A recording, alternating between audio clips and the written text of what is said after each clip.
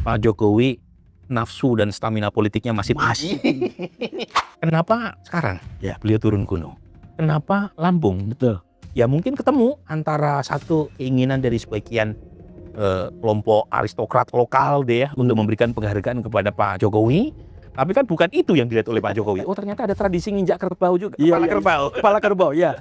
Dan di situ kan orang kemudian membicarakan tentang relasi yang sudah hancur antara Pak Jokowi dengan PD Perjuangan. Kalau ada reaksi keras dari PD Perjuangan, justru itu yang ditunggu oleh Pak Jokowi. Dalam sejarah Republik Pasca Reformasi, itu tidak ada presiden yang memilih wakil presiden untuk kali kedua. Ya. Karena peluang untuk kembalinya pasangan Prabowo Gibran di 2029 itu mengecil, maka ini sinyal, satu sisi Pak Jokowi mengirimkan sinyal loyalitas kepada Pak Prabowo, sisi lain juga mengirimkan sinyal pamit diam-diam. Pak Jokowi bisa mengatakan, saya kan sudah menawarkan Pak Prabowo Gibran. Kalau misalnya Mas Gibran nggak dipilih, ya jangan salahkan kalau saya cari opsi lain. Itu yang saya sebut semacam exit strategy.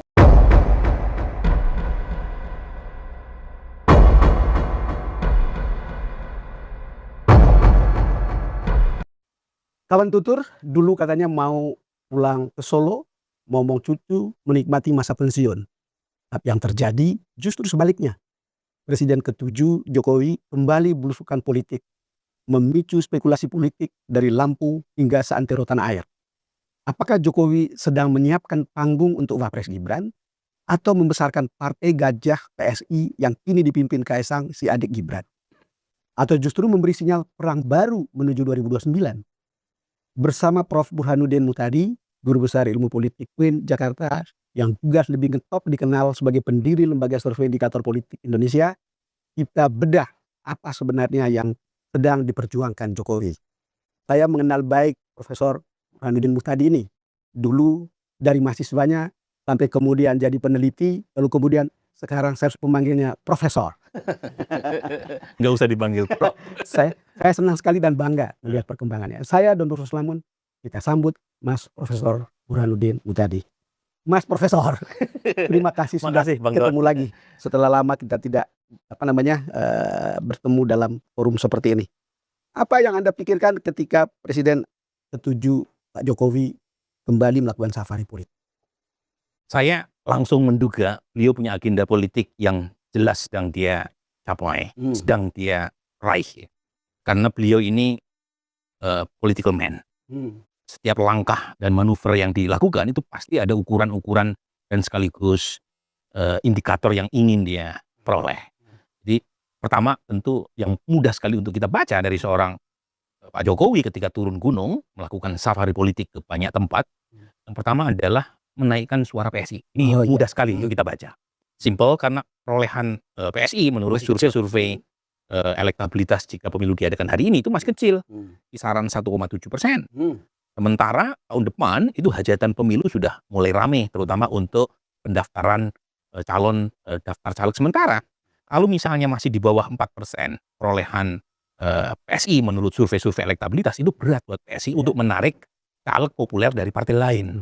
Jadi perlu daya dongkrak, dan daya dongkraknya itu harus dari bapaknya Kaisang. Jadi nggak cukup ketua umumnya, tapi langsung dari mbahnya. Gitu. Tetapi apakah memang Jokowi itu masih somebody? Atau karena banyak juga yang mengatakan dia adalah tokoh masa lalu dalam pandangan Anda?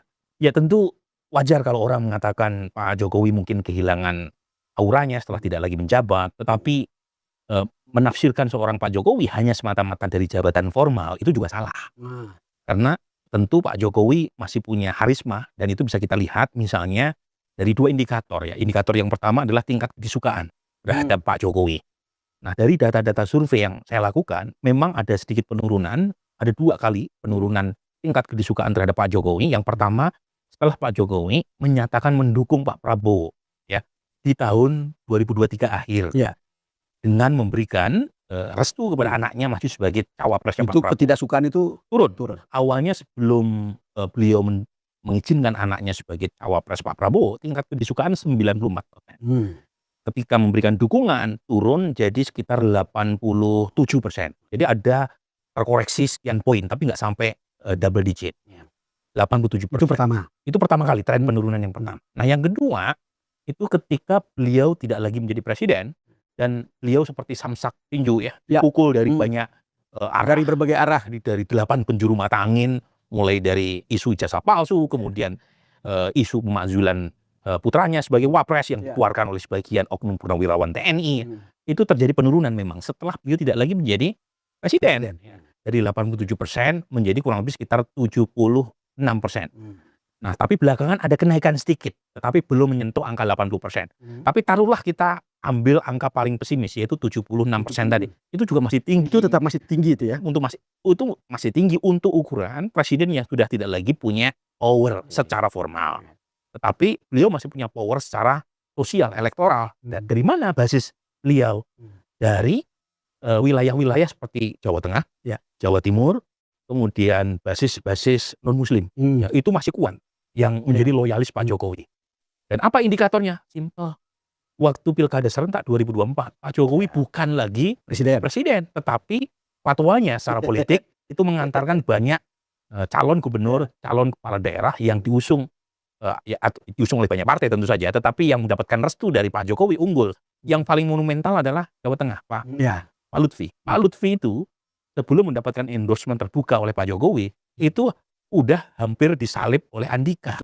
Ya, bayangkan Pak Lutfi didukung oleh banyak partai, termasuk partainya Presiden Prabowo, tetapi trennya turun sebelum Pak Jokowi kampanye 5 kali di masa kampanye terbuka buat Lutfi. Dan itu yang menjelaskan akhirnya Lutfi menang dengan suara cukup telak melawan Andika. Kalau kita ikuti, tadi kan Anda menyinggung bagaimana seorang Jokowi itu jadi samsak. Terakhir itu soal ijazah palsu. Tapi saya ingat dulu, ketika maju sebagai gubernur, lalu kemudian periode pertama, kan banyak kritik tentang Jokowi kan orang bicara dia itu PKI, dia itu Cina dan seterusnya. Tapi itu tidak mengurangi keterpilihannya, bukan? Ya bahkan pada titik tertentu malah menjadi berkah elektoral ya buat Pak Jokowi kan. Kenapa? Terutama kelompok minoritas yang merasa Pak Jokowi dikuyok-kuyok karena atribusi dan tuduhan primordial kan. Tapi poin saya adalah memang Pak Jokowi sudah berhasil menancapkan satu pengaruh elektoral di kelompok tertentu yang sedikit banyak beririsan dengan basis PD Perjuangan. Nah, ini menarik nih karena ada overlapping basis kultural elektoral yang membuat hubungan kedua pihak ini menjadi makin memanas. Karena kita tahu Pak Jokowi ketika mendukung Prabowo Gibran itu trade off-nya mahal. Beliau berpisah, bahkan dipecat dari partai lamanya PD Perjuangan. Dan saat yang bersamaan kantong-kantong pendukung Pak Jokowi itu juga kantong-kantong PD Perjuangan. Nah, ini jadi nanti ada pertarungan menjelang 2029, pertarungan babak kedua, yaitu pertama kan sudah terjadi PD Perjuangan mendukung Ganjar, dan kemudian Pak Jokowi mendukung Prabowo Gibran, Pak Jokowi yang menang. Kemudian zaman pilkada Pak Jokowi juga sekali lagi menang melawan PD Perjuangan, terutama di basis-basis PD Perjuangan seperti Jawa Tengah dan Sumatera Utara, ya, meskipun 2024 kemarin sebenarnya pemenang pemilunya sudah bukan lagi PD Perjuangan, tapi Golkar, ya. Dan jangan lupa Bang Don, 2024 waktu pilkada serentak, itu Pak Jokowi sudah bukan lagi sebagai presiden. Nah, nanti itu ada ujian yang ketiga, yaitu antara PSI dengan PD Perjuangan. Nah, ini pertarungan, saya sebut dengan istilah pertarungan 2M. Apa itu 2M? M yang pertama men.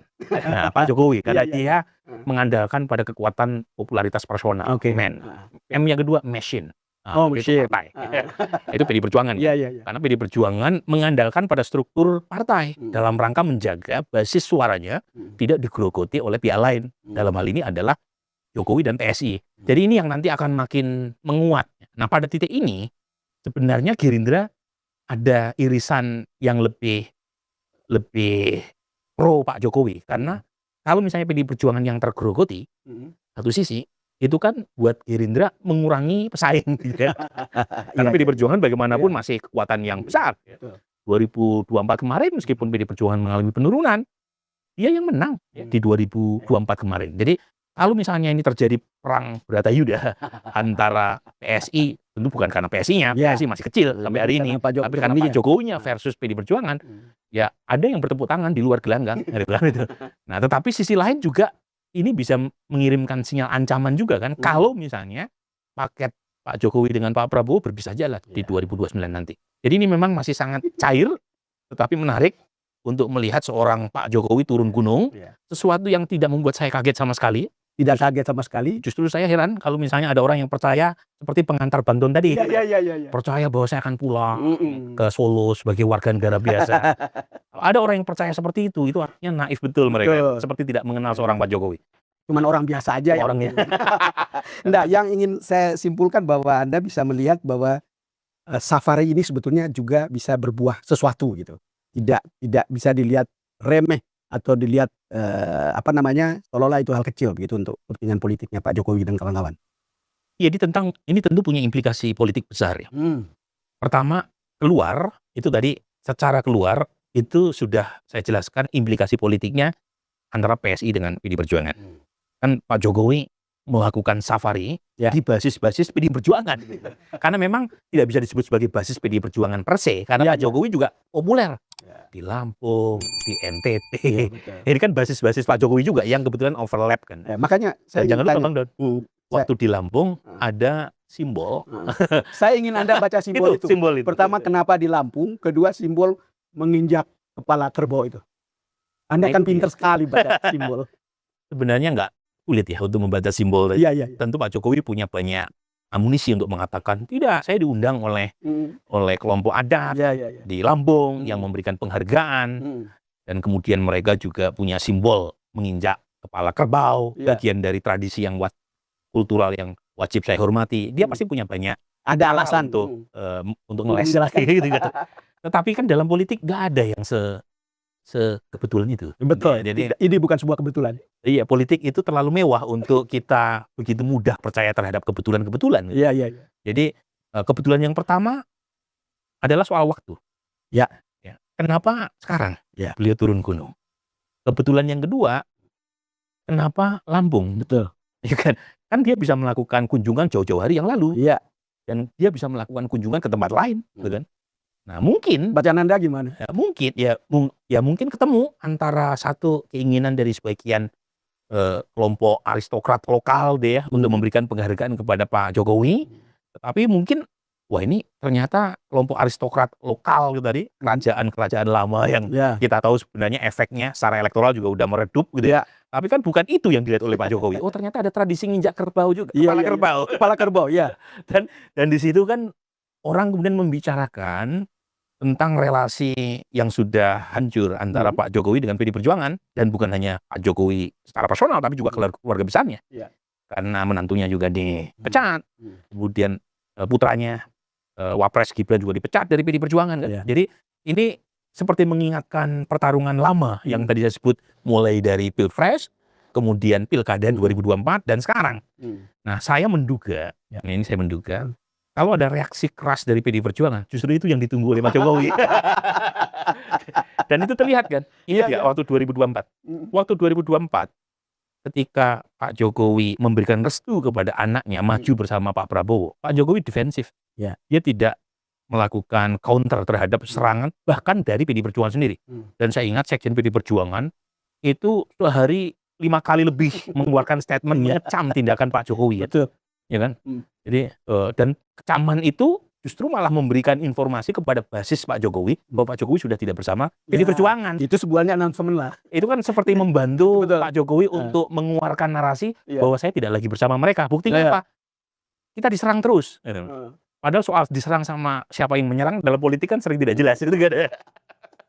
Jadi sepertinya serangan bisa dikapitalisasi. Serangan justru buat Pak Jokowi malah menjadi kapital elektoral, dan itu sudah terbukti. Bukan hanya waktu Pilpres saja. Waktu pertama kali beliau maju sebagai gubernur Jakarta, Rhoma Irama, itu kan mengeluarkan serangan primordial keras sekali, tapi malah menang gitu kan. 2014 ketika melawan Pak Prabowo ada banyak sekali serangan-serangan politik. Justru serangan itu malah membantu menaikkan popularitas Pak Jokowi. Nah, sepertinya PD Perjuangan belakangan itu mulai membaca. Makanya ada banyak manuver Pak Jokowi yang coba tanda kutip di encourage supaya PD Perjuangan memberikan respon seperti yang dulu pernah PD Perjuangan berikan respon kepada Pak Jokowi, itu tidak ditanggapi. PD Perjuangan menyebut dengan istilah provokasi. Tapi provokasi itu tidak ditanggapi oleh PD Perjuangan. Itu seperti kalaupun ada yang menanggapi, itu bukan kelompok mainstream di PD Perjuangan. Tidak melalui statement itu Jokowi tidak pernah mengeluarkan statement ketika teman-teman dari PDI mengatakan itu provokasi. Iya, jadi artinya kan kedua belah pihak ini mencoba untuk hati-hati gitu ya. Jadi ibarat ini kan lagi rame Piala Dunia ya. Jadi ibarat pertandingan dua klub, tim besar ini itu masing-masing masih menjaga, masih terlalu hati-hati, masih belum terlalu banyak melakukan penetrasi dan agresi ke gawang lawan. Jadi masih menjemukan karena memang dua-duanya belum mau terpancing ya untuk terjun dalam gelanggang pertempuran yang terbuka gitu. Gini, saya bicara dengan beberapa politisi belakangan ini. Orang melihat, tadi Mas Burhan bilang, pilihan waktu, kenapa sekarang? Kenapa di Lampung? Tapi saya ingin untuk mengatakan, kenapa sekarang?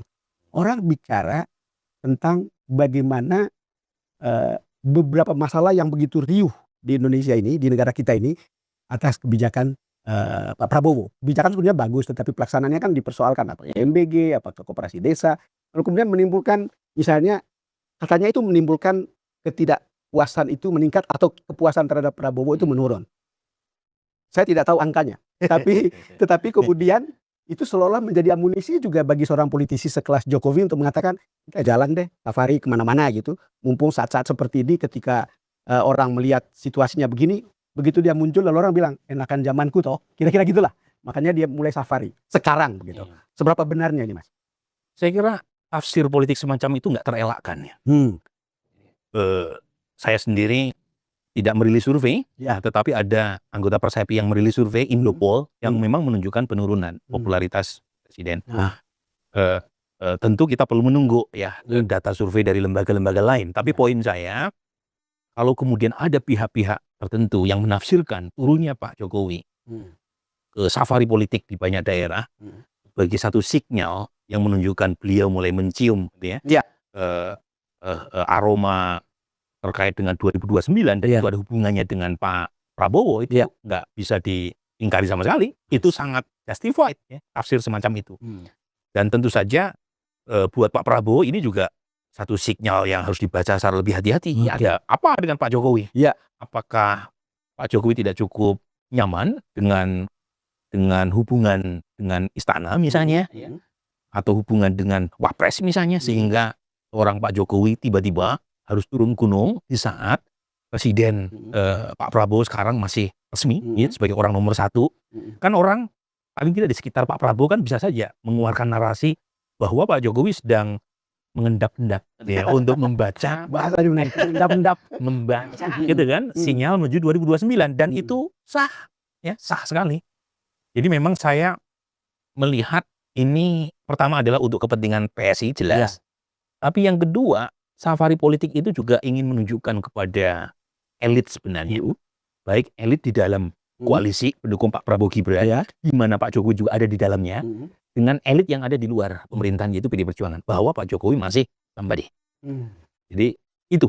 Nah, bahwa kemudian dikaitkan dengan misalnya isu terkait dengan penurunan popularitas presiden, munculnya demo-demo, ya sebagai makhluk politik, orang siapapun politisi pasti bisa membaca itu.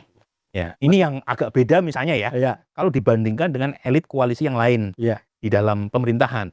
Contoh, misalnya Partai Demokrat. Partai Demokrat itu kan juga terlihat tidak terlalu aktif, tidak seaktif misalnya Golkar atau PAN dalam mengawal atau pasang badan buat pemerintahan Pak Prabowo. Tapi juga tidak terlalu tanda kutip liar seperti Pak Jokowi gitu kan. Jadi dia tuh nyari titik tengah di antara dua pendulum tadi. Ini kan kalau buat orang sekitar Pak Prabowo kan Pak Jokowi bisa menjadi sesuatu yang pada titik tertentu ancaman kan. Betul. Jadi ini bukan hanya sinyal yang dibaca ancaman kepada PDI Perjuangan. Ini tidak biasa. Tidak biasa. Betul. Tiba-tiba punya jadwal agenda safari ke banyak tempat, bahwa itu wilayah-wilayah yang menjadi basis PDI Perjuangan, iya. Tetapi kan yang meliput dan memberitakan agenda safari kan bukan hanya orang yang ada di situ gitu kan.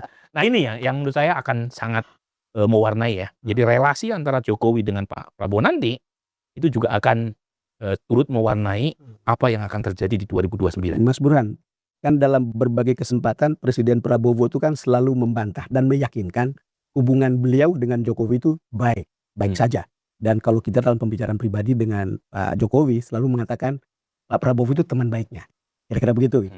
Lalu kemudian di tengah-tengah spekulasi bahwa sebetulnya safari ini untuk memperlihatkan bahwa kemungkinan jalan mandiri begitu Pak Jokowinya, tapi terlihat bahasa kampanyenya adalah untuk Prabowo dan Gibran periode kedua, 2 periode.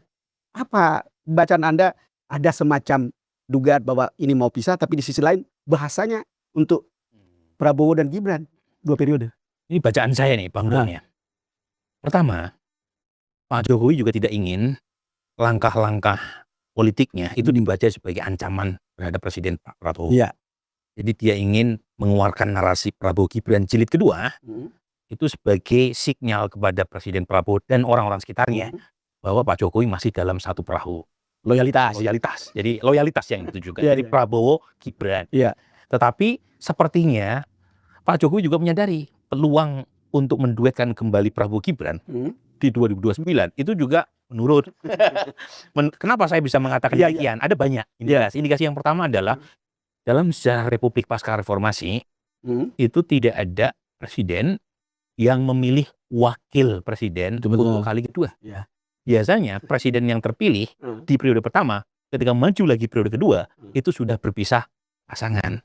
Misal waktu itu Pak SBY 2004 memilih pasangan seorang Yusuf Kalla, menang, tapi di 2029 ganti Pak Budiono. Kemudian Pak JK di 2014 memilih Pak JK, Pak Jokowi memilih Pak JK sebagai pasangannya. Setelah menang 2014, 2019 Pak Jokowi memilih Kiai Ma'ruf Amin. Bahkan seorang Ibu Mega sekalipun ketika beliau menggantikan posisi Gus Dur sebagai presiden 2001 itu pasangannya Hamzah Has, tapi ketika maju di 2004 Ibu Mega mendapuk Jadi memang belum pernah ada. Saya dapat pengakuan langsung dari Pak Jokowi tentang itu. Saya tanya, gimana? Apakah akan 2 periode? Dia bilang belum ada sejarahnya seperti yang Anda jelaskan, Mas Burhan. Belum ada sejarahnya seorang Wapres itu 2 periode. Nah itu kan yang itu kan satu alasan historis yang nggak bisa kita pungkiri, memang faktanya seperti itu. Tapi kenapa Pak Jokowi bilang Prabowo Gibran jilid kedua 2029? Sementara fakta historisnya tidak mengatakan demikian. Jadi saya membacanya lagi-lagi bacaan saya kan sudah salah. Namanya juga orang luar membaca pertarungan dan dinamika internal yang sulit untuk kita akses dari luar ya. Tapi saya membacanya karena peluang untuk kembalinya pasangan Prabowo Gibran di 2029 itu mengecil, maka ini sinyal, satu sisi Pak Jokowi mengirimkan sinyal loyalitas kepada Pak Prabowo, sisi lain juga mengirimkan sinyal pamit diam-diam. Kenapa? Itu apa? Anda harus jelaskan soal bahwa ini adalah sinyal pamit diam-diam. Jadi begini, kan kalau misalnya peluang Pak Prabowo Gibran sulit untuk terkonfirmasi sekali lagi di 2029, artinya Pak Prabowo memilih cawapres lain, karena insentif untuk memilih Mas Gibran kan relatif turun dibanding 2024. Mas Gibran itu untuk membungkus dukungan, mengunci dukungan Pak Jokowi kan. Pak Jokowi masih menjadi presiden. Di 2029 presiden tidak adalah Pak Prabowo, jadi nggak perlu lagi sosok seorang Pak Jokowi, gitu kan. Ini lagi-lagi dalam kerangka Pak Prabowo ya. Sementara banyak sekali para ketua umum partai yang mengantri sebagai wakilnya Pak Prabowo, termasuk yang non partai, ya kan. Nah pada titik itu Bang Don, Pak Jokowi bisa mengatakan, saya kan sudah menawarkan Pak Prabowo Gibran. Kalau misalnya Mas Gibran nggak dipilih, ya jangan salahkan kalau saya cari opsi lain. Yang saya sebut semacam exit strategy. Kalau misalnya itu tidak dipilih, paket yang tadi ditawarkan, ya jangan salahkan kalau misalnya Pak Jokowi atau PSI punya agenda lain di luar dari paket Prabowo dan wakilnya nanti. Jadi semacam pamitan karena tidak ketemu soal mahar dan akadnya gitu kan. Dan sesuatu hal yang dalam politik kita sering dengar, sering kali wakil presiden, calon wakil presiden itu menjadi semacam mahar yang menentukan akad sebuah dan sering politik. Terjadi di menit-menit akhir itu. Sering terjadi di menit-menit akhir.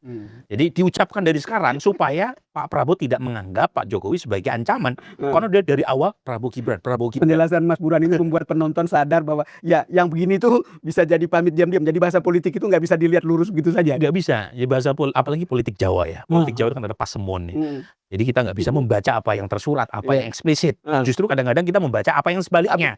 Untuk seorang Pak Jokowi kan, orang Jawa pakai kerisnya tidak di depan, kerisnya ada di belakang.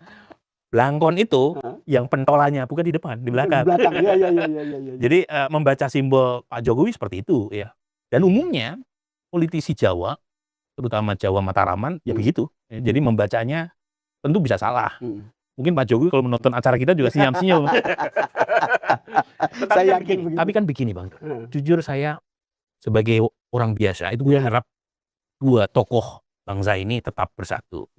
Ada Presiden Prabowo, kemudian ada mantan Presiden Pak Jokowi, mantan Presiden Pak SBY, Ibu Mega. Dan suka tidak suka, kalau misalnya ada gesekan, terutama antara Pak Jokowi dengan Pak Prabowo, kenapa saya hanya menyebut Pak Jokowi? Karena energi politiknya masih berlimpah beliau ini. Kalau Pak SBY kan beliau masih asik, ngelukis. Bukan berarti dia tidak minat politik, tetapi stamina politiknya kan tidak semelimpah Pak Jokowi. Jadi saya mention khusus Pak Jokowi, hubungannya dengan Pak Prabowo dalam kerangka itu. Jadi kita punya kepentingan kedua tokoh ini tetap bersatu. Dan sebenarnya ada figur yang mungkin bisa menjembatani. Ya orang banyak mengkritik Pak Seskap, tapi suka tidak suka Pak Seskap itu pernah dipercaya Pak Jokowi dan sekarang sangat dipercaya oleh Pak Prabowo. Jadi menurut saya ini untuk menyelamatkan persaingan ya. Oke, mungkin Pak Seskap atau calon lain punya persaingan untuk memperebutkan kursi nomor 2 dengan Mas Gibran untuk 2029. Kan masing-masing punya cara untuk menjadi cawapresnya Pak Prabowo nanti kan. Tapi kalau satu sekondang koalisi ini popularitas atau approval rating pemerintahnya turun, itu kan mereka yang ada di dalam kena dampaknya semua. Yang untung justru yang ada di luar kan. Makanya perlu dicari orang yang bisa dipercaya oleh kedua tokoh ini supaya mereka tidak saling berkompetisi secara negatif untuk kepentingan keduanya sebenarnya. Sebab kalau misalnya approvalnya menurun dan itu punya impact secara elektoral, itu Pak Jokowi juga bisa kena getah loh. Karena bagaimanapun Pak Prabowo bisa menjadi presiden karena Jokowi effect. Dan ada anaknya yang sekarang menjadi wakil presiden Pak Prabowo gitu. Jadi ini penting nih karena kita melihat sepertinya tanda-tanda gesekan itu mulai terlihat. Orang boleh mengingkari, misalnya hari ini tiba-tiba KPK mengatakan akan melakukan pemeriksaan kasus dugaan korupsi yang melibatkan satu bupati di Riau. Dan salah satu menteri yang notabene sekjen PSI itu mau diperiksa. Kan orang bisa mengatakan ini kode kepada PSI. Betul. Bahwa PSI jangan macam-macam gitu kan. PSI yang notabene itu partainya Pak Jokowi. Partainya Pak Jokowi sekarang. Meskipun Pak Jokowi belum secara formal ya. Dan topinya itu topi gajah dan PSI semua itu.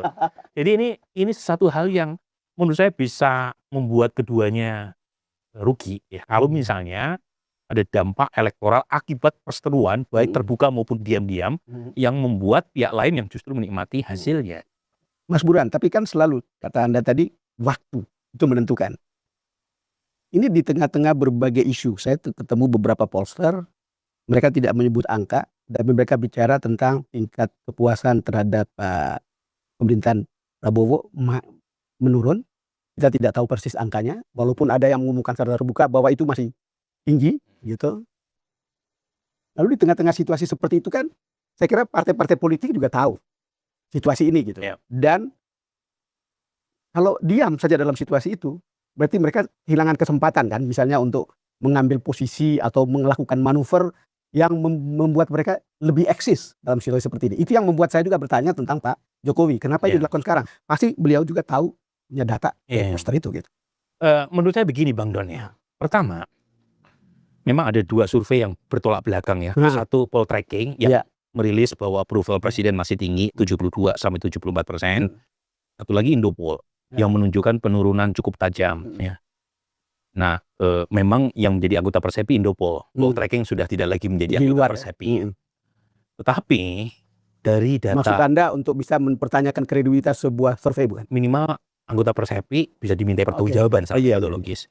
Tapi yang menarik dari data Indopol adalah yang turun bukan hanya popularitas Pak Prabowo, Wapres juga drop tajam.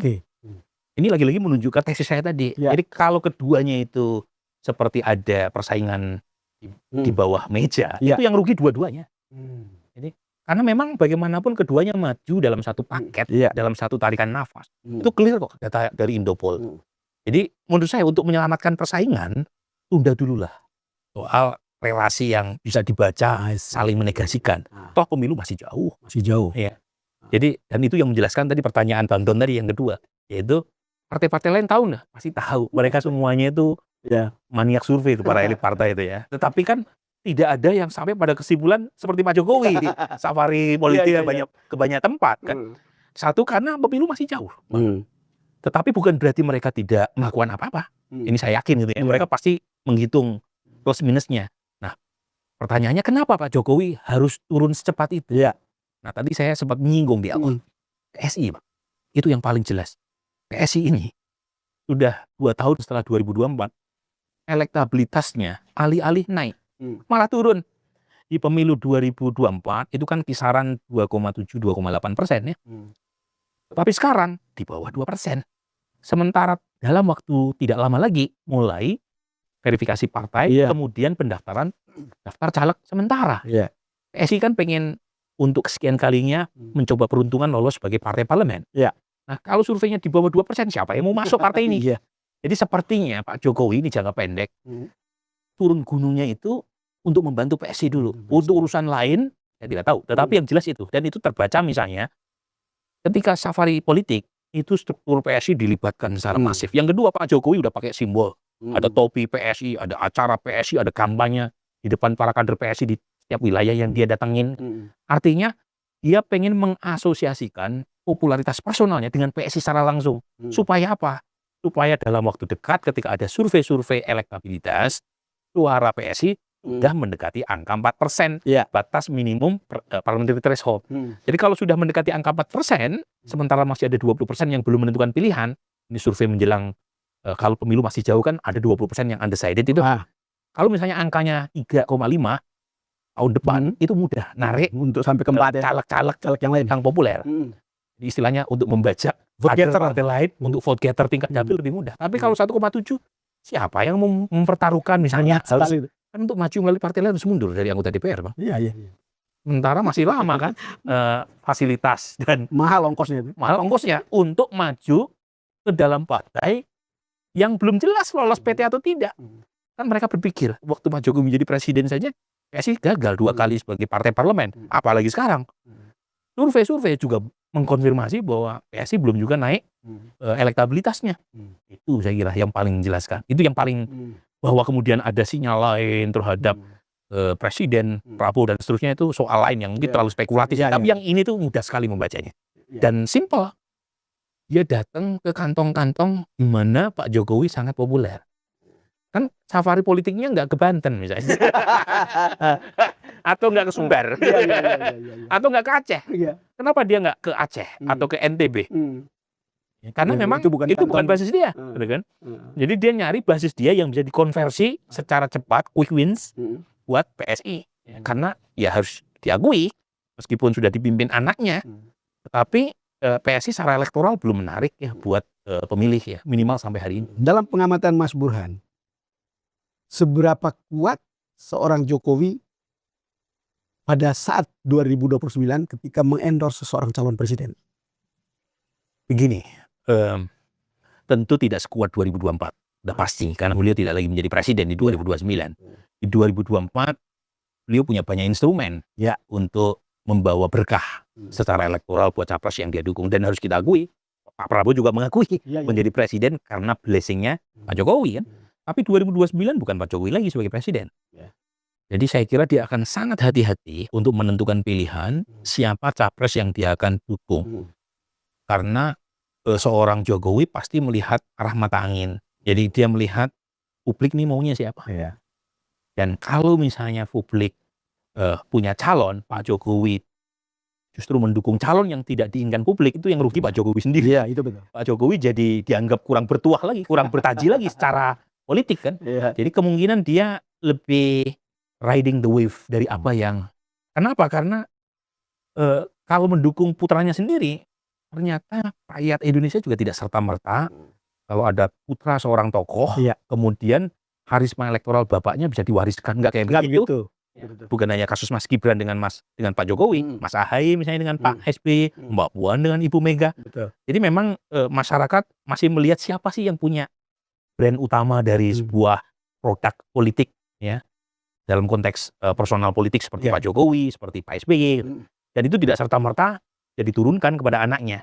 Jadi kemungkinan besar meskipun Pak Jokowi punya dampak ya secara elektoral, tentu dampaknya tidak sebesar. Walaupun tidak sebesar itu, mana yang lebih mudah? dampak itu dia peroleh lewat PSI atau lebih sebagai individu? Nah ini memang trade off-nya di situ. Kalau misalnya masuk ke PSI, Bang Don, itu satu sisi bisa mengecilkan baju Pak Jokowi. Iya. Karena kan beliau jangankan sebelum misalnya masuk ke PSI, waktu berada di dalam kandang banteng pun, beliau bisa diterima oleh segmen pendukung partai lain selain PDI Perjuangan kan. Itu PDI Perjuangan yang besar. Ya kan? Ya. Nah apalagi PSI yang tentu saja belum terbukti lolos PT sekalipun kan. Tetapi ini trade off yang tadi saya bilang, artinya partai lain pasti akan menjaga jarak dengan PSI, dengan Pak Jokowi. Kalau Pak Jokowi resmi, makanya sampai sekarang kan belum. Dia belum declare kan, karena dia mencoba membantu PSI tanpa harus secara formal masuk ke PSI. Yang mengklaim bahwa Pak Jokowi masuk PSI kan Ahmad Ali. Pak Jokowinya sendiri hanya kasih simbol kan, lewat anaknya yang diizinkan jadi ketua umum PSI, lewat topi, lewat pidato dalam acara-acara internal PSI, tetapi kan tidak ada deklarasi dan tidak ada posisi resmi. Trade off-nya buat PSI adalah kalau mainnya masih di pinggiran seperti itu, efek elektoral kepada PSI juga tidak clear. Jadi orang bisa mengatakan, oh Pak Jokowi sedang mengisi acara, bukan sebagai misalnya ketua Dewan Pembina atau posisi lain di dalam struktur PSI kan. Nah jadi ini memang trade off yang sepertinya Pak Jokowi sendiri tidak akan mengambil keputusan dalam waktu dekat. Karena tadi dia coba masuk ke safari-safari politik, mengasosiasikan langsung dengan PSI tanpa masuk secara resmi sebagai pengurus PSI. Kalau misalnya itu berhasil menaikkan atau mengatrol elektabilitas PSI, kemungkinan beliau tidak akan mengambil keputusan masuk secara formal ke PSI dalam waktu dekat. Dia coba yang ini dulu nih. Tapi kalau ini juga nggak jalan, kemungkinan dia akan masuk ke PSI secara resmi. Mungkin sebagai ketua Dewan Pembina PSI atau mungkin untuk posisi yang lain. Tapi itu sepertinya opsi yang terakhir buat Pak Jokowi, karena tadi takut malah mengecilkan baju Pak Jokowi kalau masuk secara formal. Tetapi kan masih ada 3 tahun lebih untuk menguji sejauh mana, eksperimen mana, ijtihad mana yang secara politik akan diambil Pak Jokowi masih. Jangankan saya, mungkin Pak Jokowi juga belum tahu jawabannya. Apa kira-kira yang akan Anda lihat atau duga-duga jika Pak Prabowo tahu manuver ini? Atau tadi dukungan untuk 2 periode itu adalah sebuah sinyal untuk pamit secara diam-diam. Lalu kemudian kita mau tahu kira-kira seorang politisi seperti Pak Prabowo akan apa sih? Akan bersikap seperti apa melihat Pak Jokowi? Karena kedua-duanya berteman. Dan sampai beberapa waktu lalu pada saat Hari Bayangkara kan masih bersapa kan. Nah tentu saja analisis saya kan basisnya spekulatif. Kan orang bisa mengatakan itu kan omongannya Burhan aja, gitu kan, omon-omon aja gitu kan. Tetapi saya yakin Pak Prabowo dan orang-orang sekitar beliau juga punya pemahaman yang mungkin mendekati dengan apa yang saya pikirkan kan. Tetapi hanya politik adalah Bang Don. Batas antara kawan dan lawan itu terlalu tipis. Dan di situ Pak Jokowi memainkan peran yang unik. Jadi beliau menjaga hubungan baik dengan Presiden Pak Prabowo. Tetapi beliau juga tidak bisa dibaca sebagai bagian dari Presiden Pak Prabowo. Dia juga punya agenda sendiri yang mungkin berbeda, yang mungkin sama dengan Pak Prabowo. Dan ini agak beda misalnya dengan Ibu Mega dengan PDI Perjuangan. Kan cara membacanya lebih mudah, karena lebih clear cut kan posisinya. Meskipun PDI Perjuangan juga kadang tampil kurang oposisi, meskipun berada di luar pemerintahan. Tetapi kan jauh lebih mudah membaca relasi antara pemerintahan dengan PDI Perjuangan dibanding misalnya relasi antara Pak Jokowi dengan Pak Prabowo atau antara proksi Pak Jokowi seperti PSI dengan Gerindra. Ini lebih susah nih karena relasinya masih diikat secara formal oleh kehadiran Mas Gibran sebagai wapresnya Pak Prabowo dan masih seringnya kedua tokoh bertemu.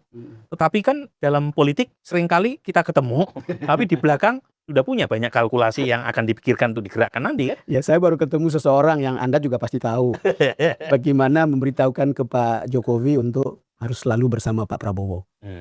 Bahasanya harus selalu bersama Pak Prabowo. Makanya saya kemudian memahami ketika Pak Jokowi bahasa kampanyenya atau bahasa safarinya adalah untuk Prabowo Gibran 2 periode. Kira-kira begitu. Saya baru mengerti kenapa bahasanya begitu. Sinyal loyalitas. Karena didahului dengan pembicaraan Bapak harus jaga hubungan baik dengan Pak Prabowo. Dan itu yang tadi, 2 tafsir tadi, Ya. itu sangat menguntungkan buat Pak Jokowi. Dan membuat posisi Presiden Prabowo jadi serba dilematis ya. Karena misalnya mau diekskomunikasi, udah jelas mendukung Prabowo Gibran. Tapi saat yang sama, itu kan saat yang sama seperti membuat posisi Gerindra menjadi serba salah. Kalau misalnya mencari opsi lain untuk 2029 bukan Gibran sebagai cawapresnya Pak Prabowo, itu kan bisa dibaca sebagai pretext buat Pak Jokowi untuk mencari skenario lain kan. Jadi satu sisi Pak Jokowi mengatakan saya dukung all out 2029. Tetapi ada kondisionalnya itu, ada persyaratnya itu. Saya dukung loyal samina wa ta'na. Tetapi persyaratannya, terms-nya adalah anaknya jadi wapres lagi. Itu kan politik kelas tinggi itu. Cuman begini, kita baca cara Pak Prabowo menangani politik. Kalau kita lihat kan, beliau ini seperti nothing tulus untuk merangkul musuh-musuhnya sekalipun. Jadi orang-orang yang dulu memecat dia, orang-orang yang dulu mungkin berseberangan dengan dia, kan dengan gampang masuk dalam rangkulan seorang Prabowo. Merangkul musuh sebetulnya kan lebih mudah sebetulnya karena jelas daripada menjaga kawan ya. Gimana itu Mas Burhan? Itu ada istilahnya itu Bang Don. Ya. Jadi kira-kira dalam bahasa Indonesia yang mudah, bikin musuhmu dekat, tapi jangan bikin jauh kawanmu. Jadi bikin musuhmu dekat tapi jangan bikin jauh kawanmu. Jadi memang itu agak tricky. Karena seringkali mendekatkan musuh itu dengan mengorbankan lawan. Atau satu, makin mendekatkan dengan kawan membuat musuh makin jauh. Nah, pada titik tertentu Bang Don ya, memang Pak Prabowo mudah sekali untuk melakukan semacam akomodasi politik. Dan kabinetnya kan super jumbo ya, dalam rangka akomodasi politik tadi. Tapi pertanyaan yang mungkin perlu diajukan kepada para tanda kutip mantan lawan-lawan Pak Prabowo maupun koalisi partai-partai yang sebelumnya tidak mendukung Pak Prabowo, mereka merasa nyaman atau tidak ketika masuk di dalam? Apakah kewenangan formal yang diberikan kepada para partai di luar Gerindra maupun misalnya koalisi yang merangkul mantan-mantan lawan Pak Prabowo, kewenangan formalnya itu diikuti dengan misalnya otoritas lebih atau tidak untuk misalnya mendapatkan kuenya kekuasaan, the spoil of power. Nah, kan mulai muncul kan kritik dari dalam yang saya kira Bang Don juga sering dengar dari beberapa mitra koalisi yang mereka merasa mendapatkan posisi formal sebagai menteri tetapi merasa kewenangannya tidak besar. Nah, ini kan artinya ada semacam ketidakpuasan kan di dalam. Nah, ini yang menurut saya perlu dibenahi oleh Presiden Prabowo karena dan sekali lagi membuktikan mengakomodasi lawan itu nggak bakal cukup ya untuk memuaskan banyak orang. Pasti ada ya yang tidak puas. Nah, sementara untuk mengakomodasi itu banyak sekali cost-nya. Cost-nya mahal. Apalagi Presiden Prabowo banyak mengeluarkan narasi efisiensi, tetapi efisiensi pada level portofolio kabinet dan wakil menteri kan tidak dilihat oleh publik. Jadi cost-nya mahal, sementara loyalitasnya juga belum tentu didapatkan oleh mereka. Mereka mungkin di depan presiden menyatakan loyal 100%, tapi siapa yang bisa memastikan ketika mereka kembali ke rumah masing-masing? Mungkin mereka udah punya skenario lain. Jadi pada titik tertentu, saya sampai pada titik di mana menurut saya lebih baik Pak Prabowo memilih skuad kabinet yang lebih ramping, tapi lebih sehat secara politik, yang bisa diandalkan untuk kembali meningkatkan performa kinerja pemerintah, sehingga makin meningkatkan daya tawar elektoral Pak Prabowo nanti di 2029. Pak Prabowo kan sudah mendengar ini berkali-kali, tapi apa bisa efektif mau dijalankan atau tidak kan? Nah itu pertanyaan 100 juta umat ya. Bukan sejuta umat, 100 juta umat ya. Mas Burhan, kita perlu disclaimer karena pembicaraan ini kan tentang Jokowi yang banyak sekali orang caci maki dan seterusnya. Padahal ini kan tidak bermaksud untuk memberikan preferensi politik untuk Jokowi, tetapi betul-betul sebuah analisa tentang safari politiknya Jokowi. Ini fenomena politik ya, bernama Jokowi ya. Orang boleh suka, orang boleh tidak suka, kan? Dan sebagai fenomena politik ya bebas dong kita tafsirkan ya. Dan faktanya memang beliau tingkat kedisukaannya masih lumayan meskipun turun. Turunnya cukup besar juga, tetapi masih di atas 70%. Itu besar angka itu.